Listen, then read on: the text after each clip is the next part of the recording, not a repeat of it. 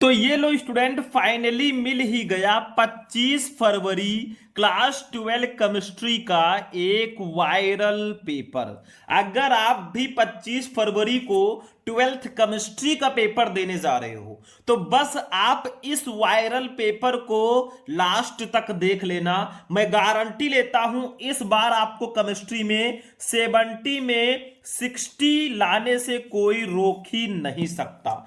ये वीडियो बहुत ज्यादा इंपॉर्टेंट है और जैसे ही मुझे केमिस्ट्री का ये वायरल पेपर मिला ना, मैंने देखिए इसका पूरा सॉल्यूशन लगभग 10 से 15 पेजेस में लिख रखा है और इस पूरे पेपर को सॉल्यूशन के साथ मैं इस वीडियो में बताने वाला हूं। ऐसा वीडियो आपको पूरे YouTube पर कहीं नहीं मिलेगा।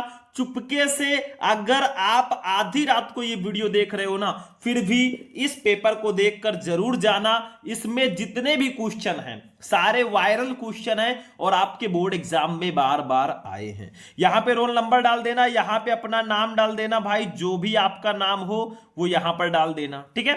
समय आपके पास रहेंगे टोटल 3 घंटे 15 मिनट का समय आपके पास रहेगा और पूर्णांक पूरे 70 नंबर का रहेगा, ठीक है। कुछ नोट दिए गए हैं कि 15 मिनट आपको क्वेश्चन पेपर ध्यान से पढ़ना है। 15 मिनट क्वेश्चन पेपर पढ़िए। निर्देश दिया गया है कि सभी प्रश्न करना अनिवार्य है। प्रत्येक प्रश्न के निर्धारित अंक उसके सामने दिए गए हैं। गणनात्मक प्रश्नों में गणना के समस्त पद लिखिए। प्रश्नों के प्रासंगिक उत्तर लिखिए। जहां आवश्यक हो रासायनिक समीकरण दीजिए, क्योंकि ये केमिस्ट्री है, यहां पे रिएक्शन भी आएंगे, ठीक है। आप लोगों से एक ही रिक्वेस्ट है, अगर आपको ऐसे ही सारे सब्जेक्ट का वायरल पेपर चाहिए तो इस वीडियो पर सिर्फ 1000 लाइक्स आप लोग कर लेना और चैनल को सब्सक्राइब कर लेना और 1000 कमेंट कर देना कि मुझे और किस सब्जेक्ट पर आपको वीडियो चाहिए, मैं उस पर वीडियो प्रोवाइड करवा दूंगा, ठीक है। तो सबसे पहले देखो, सबसे पहले आपको बहुविकल्पीय प्रश्न दिए जाएंगे। देखो, इस प्रश्न पत्र के प्रत्येक खंड में 4 विकल्प दिए गए। सही विकल्प चुनकर उसे अपनी उत्तर पुस्तिका में लिखना है। यानी कि टोटल 6 क्वेश्चन आपको दिए जाएंगे ऑब्जेक्टिव, एक एक नंबर के 6 नंबर आपको मिलेंगे। जैसे का वाला क्वेश्चन देखो, बहुत ध्यान से समझना, ऐसा पेपर आपको कहीं नहीं मिलेगा, पूरा सॉल्यूशन मैं दूंगा, ठीक है। देखो, मानक हाइड्रोजन इलेक्ट्रोड का इलेक्ट्रोड विभव कितना होता है, बताओ।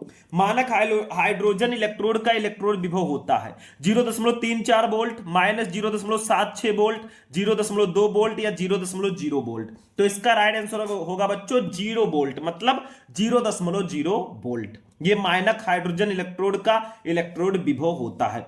खा वाला क्वेश्चन देखो, ये वाला क्वेश्चन भाई बहुत इजी है, थोड़ा न्यूमेरिक टाइप का है। देखो, 180 ग्राम जल में जल के कितने मोल होते हैं, बताओ। 180 ग्राम जल में जल के कितने मोल होते हैं? 1 मोल, 18 मोल, 10 मोल या 100 मोल? अरे भैया ये तो बहुत आसान है निकालना। देखो, हमें दिया गया है जल का भार, हमें दिया गया, सॉरी, जल का भार हमें दिया गया है भैया। कितना दिया गया है? 180 ग्राम जल दिया गया, तो 180 ग्राम लिख देंगे, 180 ग्राम, ठीक है। इतना कर दिया हमने। फिर हमें जल का अणुभार पता ही है। देखो, जल का फॉर्मूला क्या होता है, सबको पता है, H2O, ठीक है। तो जल का अणुभार, अणुभार ये कितना होगा बच्चों? देखो, हाइड्रोजन का 1 होता है तो 2 हाइड्रोजन है तो आपका हो जाएगा 2 और प्लस ऑक्सीजन का 16, यानी कि कुल मिलाकर 18 हो जाएगा, ठीक है। अब जल के मोलों की संख्या अगर आपको निकालनी है, वही पूछा गया है। जल के मोलों की संख्या, ठीक है। तो जल की अगर आपको मोलों की संख्या निकालनी है तो जल के भार से जल के अणुभार को डिवाइड कर दो। तो जल का भार अपान जल का अणुभार, जल का अणुभार, अणुभार, ठीक है। तो यहां पे क्या करो, भार को अणुभार से डिवाइड कर दो। भार जो है बच्चों वो है 180 ग्राम, 180, और अणुभार जो है वो 18 है। इसको कट करोगे 18 दो हम्मा 180, यानी कि जल के मोलों की संख्या आ गई बच्चों 10 मोल। कितना आ गया? 10 मोल। तो बताओ इसमें से कौन सा ऑप्शन सही होगा? यही जल के मोलों की संख्या होगी। तो बताओ 1 मोल, 18 मोल, 10 मोल या 100 मोल? अरे सिंपल है भैया, 10 मोल इसका सही आंसर होगा। कितना आसान हो गया, देखो गा वाला, द्वितीय कोटि की अपक्रिया के लिए वेग स्थिरांक की इकाई है। बताओ द्वितीय कोटि की अपक्रिया के लिए वेग स्थिरांक का मात्रक क्या होता है?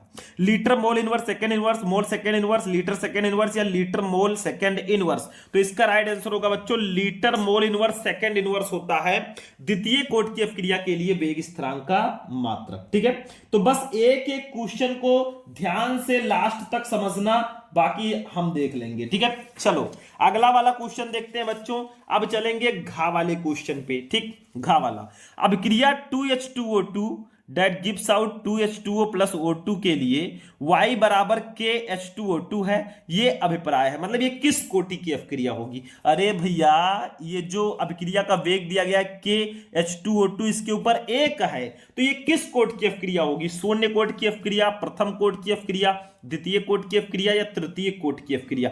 अरे सेकंड ऑप्शन सही होगा, ये प्रथम कोटि की अपक्रिया होगी, क्योंकि अपक्रिया के वेग में अभिकारक के घात एक है, तो ये प्रथम कोटि की अपक्रिया होगी। अंगा नंबर, नाइट्रोबेंजीन का उदासीन माध्यम में अपचयन कराने पर उत्पाद प्राप्त होता है। भैया जब हम नाइट्रोबेंजीन का उदासीन माध्यम में अपचयन कराएंगे, नाइट्रोबेंजीन का फॉर्मूला तो शायद आप सभी को पता होगा, C6H5NO2, C6H5NO2 होता है। ठीक है, तो नाइट्रोबेंजीन का उदासीन माध्यम में जब अपचयन कराएंगे तो उत्पाद प्राप्त होगा कौन सा? C6H5NH2 यानी कि एनिलीन, C6H5NHOH यानी कि फेनिल हाइड्रोक्सिल एमीन, एजोबेंजीन या पैरा एमिनोफिनॉल। अरे भैया इसका राइट आंसर होगा C6H5NHOH यानी कि फेनिल हाइड्रोक्सिल एमीन। जब आप नाइट्रोबेंजीन का उदासीन माध्यम में अपचयन कराएंगे तो आपका फेनिल हाइड्रोक्सिलेमीन बनेगा। चलो चा वाला क्वेश्चन देख लो बच्चों। चा वाला क्वेश्चन, निम्न में कौन सा योग कैनिजारो अपक्रिया नहीं देता? इसमें से कौन सा यौगिक है जो कैनिजारो अपक्रिया नहीं देगा? HCHO formaldehyde, CH3CH2CHO propanaldehyde, CCl3CHO chloral, CH3 का होल थ्राइस, CCHO। तो इसका राइट आंसर जो होगा बच्चों वो हो जाएगा दूसरा, CH3CH2CHO। ये जो है कैनिजारो अपक्रिया नहीं देता है, क्योंकि कैनिजारो अपक्रिया वो यौगिक देते हैं जिनमें अल्फा हाइड्रोजन परमाणु नहीं होते हैं। ठीक है, तो यहां पे 6 क्वेश्चन तो हो गए, एक एक नंबर के 6 नंबर आपको मिल गए। लेकिन अगर आपको पूरे केमिस्ट्री के ऑब्जेक्टिव क्वेश्चन का वीडियो चाहिए ना, यूट्यूब पे जाकर सर्च करना class 12 chemistry important objective question Shubham lecturer, आपको वीडियो मिल जाएगा। चलो अब दूसरे का देखेंगे। विशिष्ट चालकता से क्या तात्पर्य है, इसका मात्रक क्या होता है? बताओ विशिष्ट चालकता क्या होता है, इसका मात्रक क्या होता है? तो भाई इसको हम नहीं पढ़े तो क्या पढ़े, क्योंकि ये सेकंड चैप्टर का बहुत ही स्पेशल टॉपिक है। विशिष्ट चालकता, देखो किसी चालक के पदार्थ के विशिष्ट प्रतिरोध के व्युत्क्रम को उस चालक की विशिष्ट चालकता या केवल चालकता कहते हैं। ठीक है, इसको हम लोग डिनोट करते हैं कप्पा से, और कप्पा बराबर होता है 1/ρ। मतलब विशिष्ट प्रतिरोध के व्युत्क्रम को ही हम विशिष्ट चालकता बोलते हैं, तो कप्पा इक्वल टू हो जाएगा 1/ρ। अब यहां पे रो क्या है, कुछ बच्चे पूछेंगे बच्चों, तो रो है विशिष्ट प्रतिरोध। ये फिजिक्स में भी टॉपिक है, लेकिन वहां पे कप्पा के जगह पर हम सिग्मा लिखते हैं विशिष्ट चालकता को। ठीक है, तो ये है विशिष्ट प्रतिरोध। ठीक है, एकदम सिंपल सा है। अब देखो भैया इसका मात्रक क्या होगा, मात्रक भी थोड़ा सा समझ लीजिए। मात्रक क्या होगा, तो मात्रक वैसे बेसिकली अगर मैं बताऊं तो मैं डायरेक्ट लिख सकता था कि भैया इसका मात्रक होगा ओम इनवर्स मीटर इनवर्स। ठीक है, मीटर इनवर्स या साइमन सेंटीमीटर इनवर्स या साइमन सेंटीमीटर इनवर्स। ठीक है, ये इसका मात्रक हो जाएगा। लेकिन कैसे आएगा वो भी तो बताना जरूरी है। देखो यहां पे जो रो है ना, रो का मात्रक जो होता है बच्चों, रो इक्वल टू हमारा होता है RA/L। RA/L आप जितना मैंने बताया उतना लिख दोगे, नंबर मिल जाएगा। लेकिन मैं समझा दूं थोड़ा सा। R है प्रतिरोध, प्रतिरोध का मात्रक हो जाएगा ओम। ठीक है, A है क्षेत्रफल, क्षेत्रफल का मात्रक हो जाएगा मीटर स्क्वायर, और L है लंबाई, लंबाई का मात्रक तो मीटर होगा ही। ठीक है, तो मीटर स्क्वायर से ये मीटर कैंसिल हो जाएगा, तो हमारा जो रो का मात्रक आ जाएगा फाइनली ना, वो हो जाएगा बच्चों ओम मीटर। क्या हो जाएगा, ओम मीटर। अब भैया मैंने आपको बताया ही है अभी अभी कि कप्पा इक्वल टू 1/ρ होता है, तो कप्पा इक्वल टू 1/ρ अगर होता है तो रो का मात्रक क्या है, ओम मीटर है। तो कप्पा इक्वल टू देखो 1/, ओम मीटर हो जाएगा, ओम मीटर। अब ओम मीटर को जब हम ऊपर ले जाएंगे बच्चों ना, तो हमारा क्या होगा, कप्पा का मात्रक हो जाएगा। देखो ओम मीटर के ऊपर 1 रहता है घात में, तो ये ऊपर जाएगा तो ओम इनवर्स मीटर इनवर्स हो जाएगा। वही मैंने मात्रक लिखा था। अब यहां पे मैंने आपको प्रूफ करके भी दिखा दिया कि बच्चे इससे भी कंफ्यूज ना हो कि सर थोड़ा समझा दीजिए, तो मैंने समझा भी दिया। ठीक है, बस हो गया, समझ में आ गया, कुछ है नहीं, सिंपल है। चलो अगला क्वेश्चन देखेंगे बच्चों। सिल्वर नाइट्रेट के घोल में कॉपर की छड़ डालने पर घोल का रंग नीला क्यों हो जाता है? चलो भैया, अब हम ले लेंगे सिल्वर नाइट्रेट के घोल में कॉपर की छड़ डालने पर घोल का रंग नीला क्यों होता है। तो देखो होता क्या है, वैद्युत रासायनिक श्रेणी का प्रत्येक तत्व अपने से नीचे स्थित तत्वों को उसके विलयन से विस्थापित कर सकता है।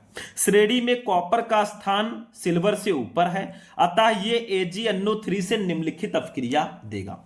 मतलब जब हम कॉपर की छड़ को सिल्वर नाइट्रेट के घोल में डालेंगे, AgNO3 के घोल में डालेंगे, तो हमारा बनेगा क्या, बहुत ध्यान से समझना, हमारा बन जाएगा Cu2+, मतलब क्यूप्रिक आयन, और प्लस हमारा बन जाएगा 2NO3-। अब आप कहेंगे फर्जी इधर N एक ही है, इधर 2 हो गया, तो यहां पे भी 2 लगा दो। ठीक है, और प्लस बन जाएगा 2Ag। ठीक है, तो जब हम सिल्वर नाइट्रेट के घोल में हमने कॉपर की छड़ डाली, तो क्यूप्रिक आयन बन गया भाई, ये है cupric ion, cupric ion, cupric ion. और इसी क्यूप्रिक आयन के विद्यमान होने के कारण घोल का रंग नीला होता है। देखो लिखा है, इस प्रकार विलयन में क्यूप्रिक आयन विद्यमान होने से विलयन का रंग नीला हो जाएगा। मतलब जब हम सिल्वर नाइट्रेट के घोल में कॉपर की छड़ डालेंगे तो क्यूप्रिक आयन बनेगा, और क्यूप्रिक आयन के उपस्थित होने के कारण ही विलयन का रंग नीला पड़ जाता है। ये बहुत इजी है। ठीक है, Cu2+ की उपस्थिति के कारण। चलो अगला देख लो भैया, नेक्स्ट क्वेश्चन देख लो। अब देखिए स्टूडेंट, अगला वाला क्वेश्चन चलिए देखते हैं, ये भी क्लियर हो गया।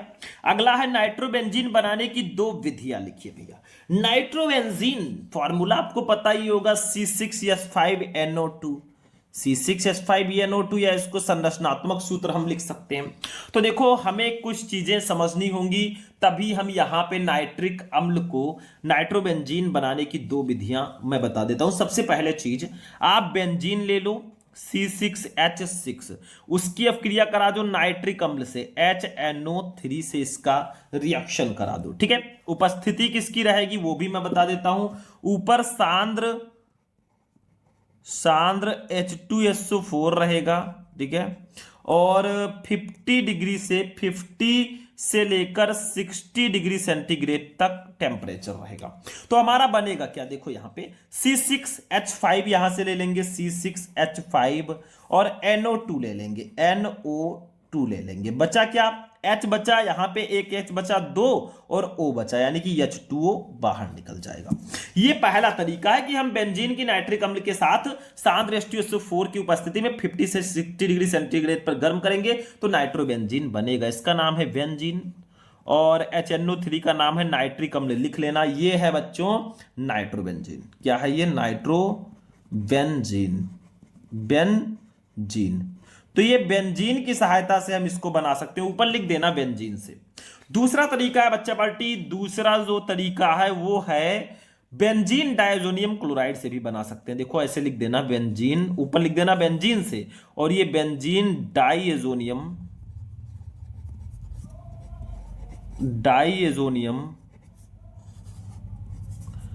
क्लोराइड से,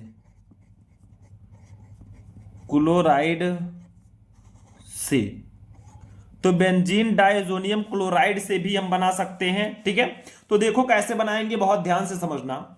हम ले लेंगे बेंजीन डायजोनियम क्लोराइड, देखो इसका स्ट्रक्चरल फॉर्मूला हम ले लेंगे, ये देखो इसका स्ट्रक्चरल फॉर्मूला ले लेंगे N2Cl।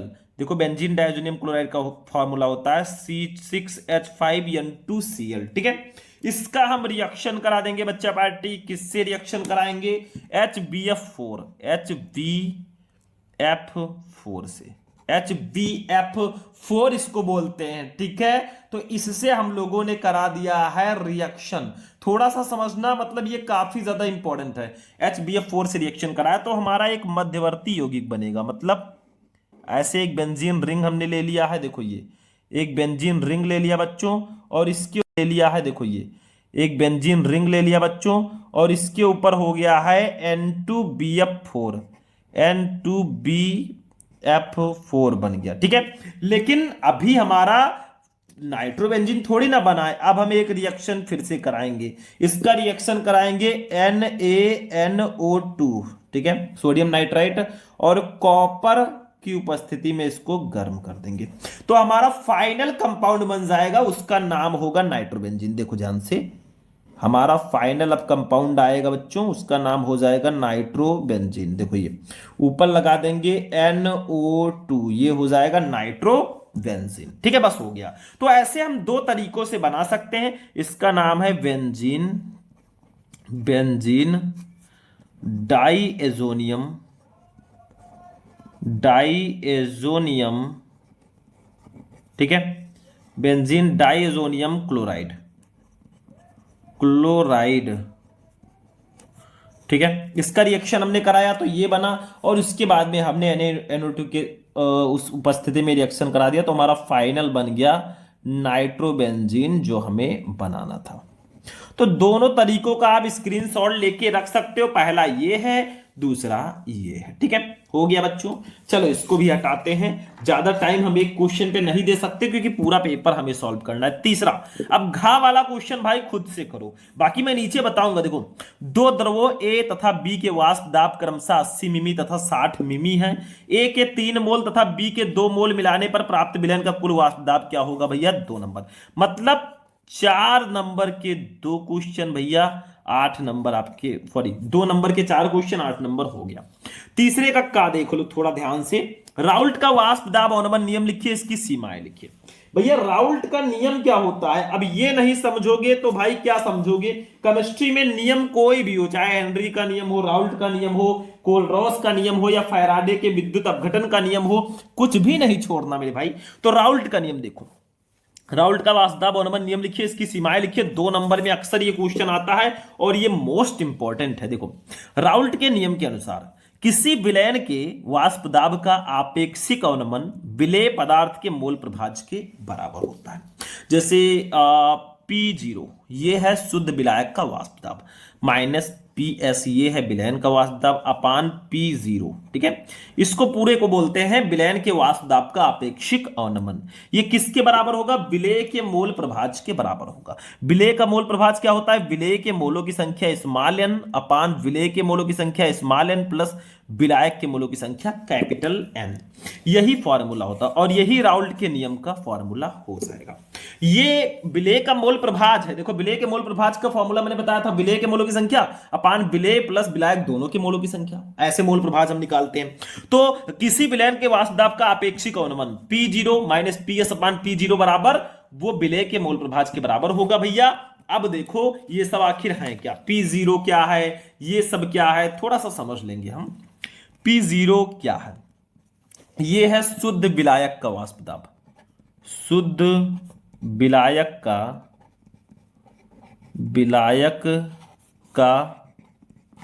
वाष्प दाब,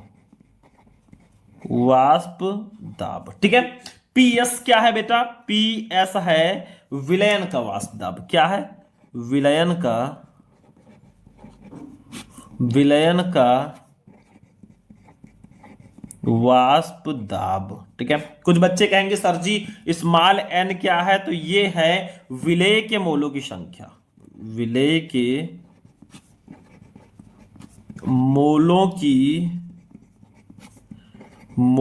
की संख्या, ठीक है। कुछ बच्चे कहेंगे सर जी कैपिटल N क्या है? ये है विलायक के मोलों की संख्या, विलायक के मोलों की संख्या, ठीक है।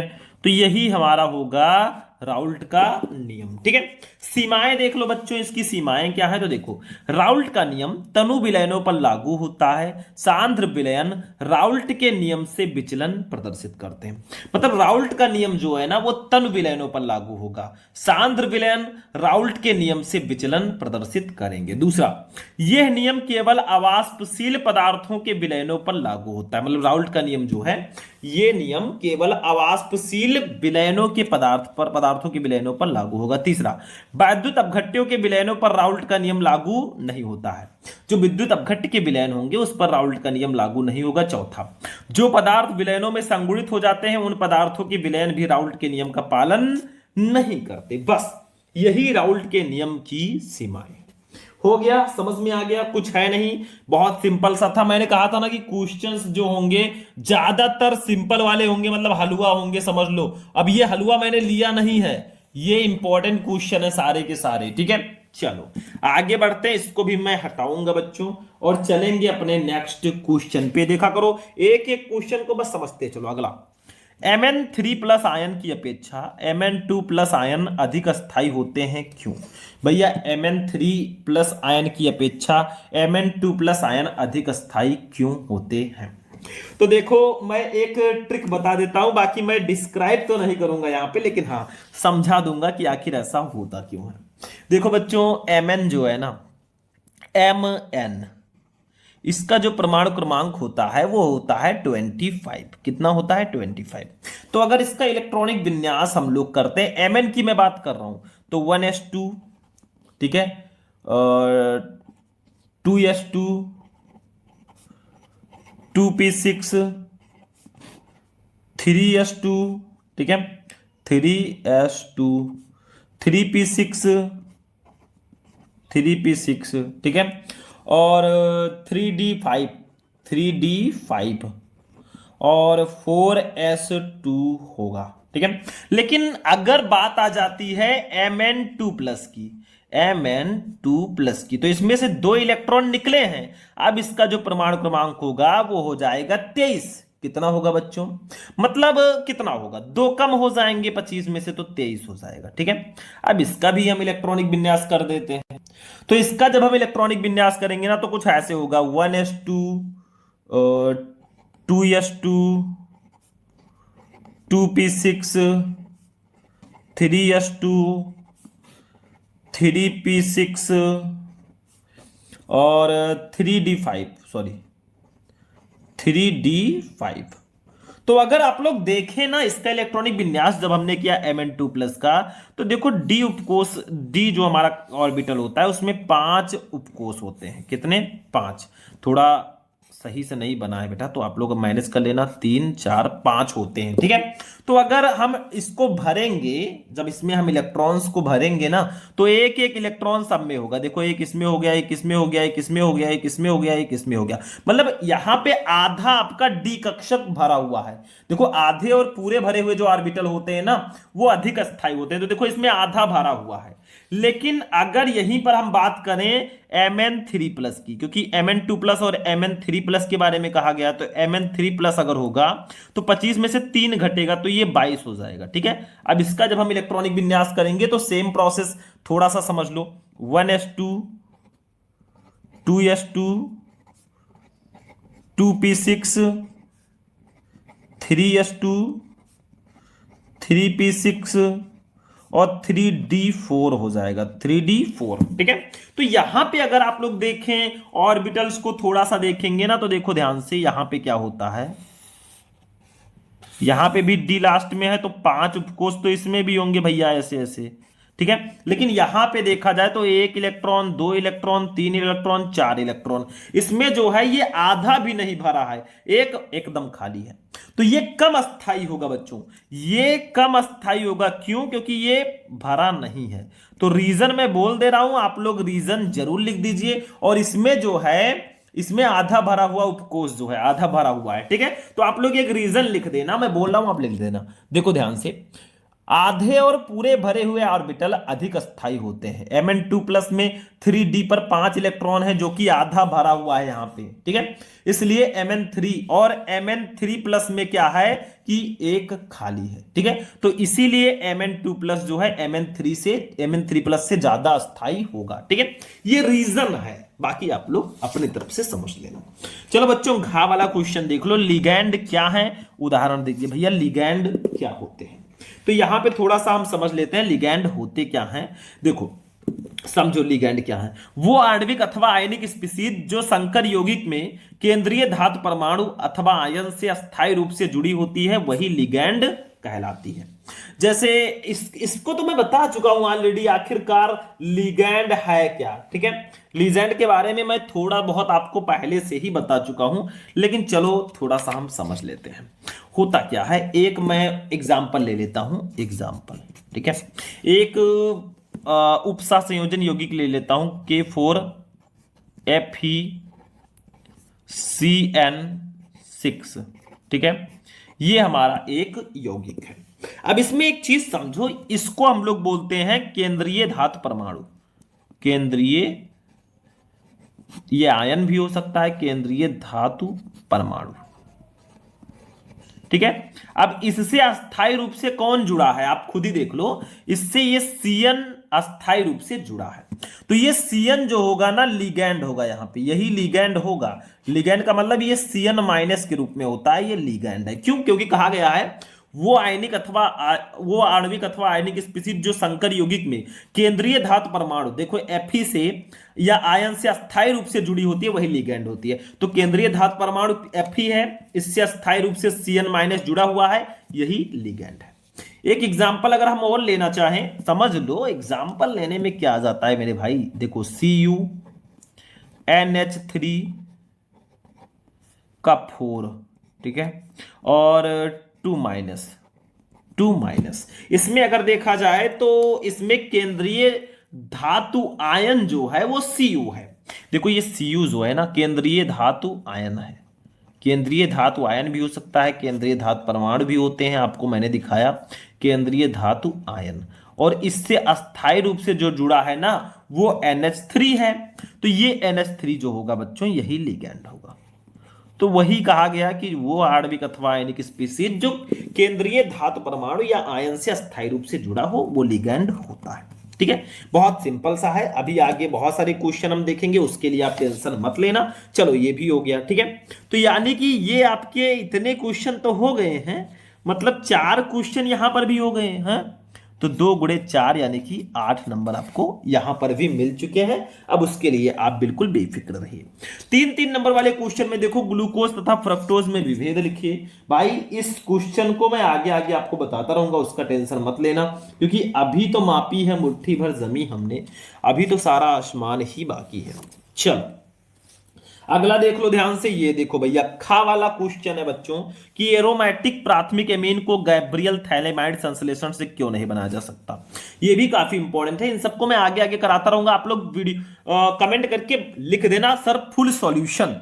ज्यादा से ज्यादा कमेंट अगर आ गया, मैं इसका पूरा सॉल्यूशन दे दूंगा। गा संक्रमण तत्वों में जटिल यौगिक बनाने की प्रवृत्ति अधिक क्यों होती है। तो इसका आंसर मैंने लिखा था, ये नीचे देखो, गा वाला। संक्रमण तत्वों में जटिल यौगिक बनाने की प्रवृत्ति अधिक क्यों होती है। तो देखो संक्रमण तत्वों में जटिल यौगिक बनाने की प्रवृत्ति निम्नलिखित कारणों से अधिक होती है। सबसे पहले धातु आयनों का छोटा आकार, दूसरा धातु आयनों का उच्च नाभिकीय आवेश, तीसरा लिगैंड द्वारा प्रदान किए गए इलेक्ट्रॉनों के एकाकी युग्मों को ग्रहण करने के लिए उपयुक्त ऊर्जा के रिक्त द्विकक्षकों की प्राप्यता। बस यही 3 रीजन होता है जिसके कारण संक्रमण तत्वों में जटिल यौगिक बनाने की प्रवृत्ति ज्यादा होती है। बस हो गया, समझ में आ गया। तो यहां पे भी 4 क्वेश्चन 3 नंबर के, 12 नंबर लघुत्तरीय प्रश्नों के आएंगे। फिर 4-4 नंबर वाले भी 4 क्वेश्चन रहेंगे, 16 नंबर। देखो इसमें हाँ एक क्वेश्चन और है। देखो मानक इलेक्ट्रोड विभव क्या है, इलेक्ट्रोड विभव ई और मानक इलेक्ट्रोड विभव ई नॉट में संबंध स्थापित कीजिए। 4 क्वेश्चन हो गए, 12 नंबर। अब आएंगे 5वें क्वेश्चन पे, जो 4-4 नंबर वाले लघुत्तरीय प्रश्न रहेंगे। देखो एक रासायनिक अपक्रिया का ताप 290 केल्विन से बढ़ाकर 300 केल्विन करने पर अपक्रिया की दर दोगुनी हो जाती है। अपक्रिया की सक्रियण ऊर्जा का मान ज्ञात कीजिए। दिया है R = 8.314 joule kelvin inverse mole inverse. बहुत इंपॉर्टेंट है। एक दंतुर द्विदंतुर तथा उभय दंतुर लिगेंड से क्या तात्पर्य है? प्रत्येक के 2 उदाहरण लिखिए 4 नंबर। गा सिस समायोता और ट्रांस समायोता की परिभाषा लिखिए 4 नंबर। और घा एथेनॉल बनाने की रासायनिक विधि का वर्णन कीजिए तथा रासायनिक समीकरण भी लिखिए। एथेनॉल से मेथेनॉल परिवर्तन का रासायनिक समीकरण लिखिए। भैया 4 नंबर वाले क्वेश्चंस के लिए मुझे अलग से स्पेशल क्लास आपके लिए लाना पड़ेगा। आप लोग वीडियो में कमेंट कर देना सर फुल सॉल्यूशन, मैं इसका पूरा सॉल्यूशन ले आऊंगा। लास्ट वाला क्वेश्चन कभी कभी 5 नंबर में आता है। एथेनॉल मतलब C2H5OH, इसी को हम एथिल अल्कोहल या इसका आईपीएससी नेम होता है एथेनॉल भी इसको हम बोलते हैं। चलो अब चलते हैं 6 पे। भैया 5 नंबर वाले क्वेश्चन टोटल 4 रहेंगे और 20 नंबर मिलेंगे। वैसे रहेंगे तो 8 क्वेश्चन, क्यों? क्योंकि एक क्वेश्चन में आपको 2 ऑप्शन मिलेंगे, दोनों में से एक ही करना। 6 का ऐसी 2 अभिक्रियाएं दीजिए जिनसे फिनॉल की अम्लीय प्रकृति प्रदर्शित होती है। फिनॉल की अम्लता की तुलना एथेनॉल से कीजिए 5 नंबर। अथवा लगा है बेटा। फिनॉल तथा ईथर के मुख्य उपयोग लिखिए 5 नंबर। दोनों में से कोई एक कर दो, 5 नंबर आपका फिक्स है। खा अब ये क्वेश्चन, ये रिएक्शन तो आएगा ही आएगा हमारे केमिस्ट्री में। देखो क्या होता है जब केवल रासायनिक समीकरण लिखें, जैसे एक एक नंबर के 5 क्वेश्चन रहेंगे, केवल आपको केमिकल रिएक्शन ही लिखना है, समझे? वो डिटेल में मत लिखना। देखो फर्स्ट, मेथिल क्लोराइड की अपक्रिया केसियन से होती है। दूसरा, फॉर्मेल्डिहाइड फेहलिंग विलयन के साथ अपक्रिया करता है। तीसरा, क्लोरोफॉर्म को चांदी के चूड़ के साथ गर्म किया जाता है। चौथा, बेंजोइक अम्ल को सांद्र H2SO4 की उपस्थिति में हाइड्राजोइक अम्ल के साथ अपकृत कराया जाता है। पांचवा, फिनॉल का एसिटिलीकरण पिरिमिडीन की उपस्थिति में होता है। बच्चों के लिए वीडियो है, ठीक है? तो मतलब एक एक क्वेश्चन को बस ध्यान से समझते चलो। अगला देखो बच्चों, नेक्स्ट क्वेश्चन हमारा है, देखो ये अथवा लगा है, कैसे प्राप्त करेंगे केवल रासायनिक समीकरण दीजिए बच्चों। 5 नंबर का ये भी आएगा, ठीक है? और ये भी काफी ज्यादा इंपॉर्टेंट है, तो चलो इसको भी समझ लेते हैं भैया। इसमें भी 5 क्वेश्चन टोटल रहेंगे। कितने? 5 क्वेश्चन। देखो फर्स्ट है, ग्रिग्नार्ड अभिकर्मक से एसिटिक एसिड। दूसरा, एसीटोन से क्लोरोफॉर्म। तीसरा, एसिटिक अम्ल से एसिटोमाइड। चौथा, फिनॉल से टॉलुइन। पांचवा, फिनॉल से एनिलीन। देखो कैसे प्राप्त करोगे, टॉपिक के भी रिएक्शन में बता चुका हूं, आप लोग यूट्यूब पे सर्च करना। यहां पे एक क्वेश्चन मैंने शायद छोड़ दिया था बच्चों, ये खा वाला क्वेश्चन देखिए, फैराडे के विद्युत अपघटन का प्रथम नियम लिखिए। ये शायद मैंने ध्यान नहीं दिया, चलो अभी मैं बता देता हूं फैराडे के विद्युत अपघटन का प्रथम नियम, फिर आगे बढ़ते हैं। देखो ये फैराडे के विद्युत अपघटन का प्रथम नियम, ये मैं आपको पहले भी बता चुका हूं, देखो ध्यान से। इस नियम के अनुसार विद्युत अपघटन की प्रक्रिया में किसी इलेक्ट्रोड विशेष पर मुक्त अथवा एकत्रित पदार्थ का द्रव्यमान विलयन में प्रवाहित की गई विद्युत की मात्रा यानी कि कुल आवेश के समानुपाती होता है।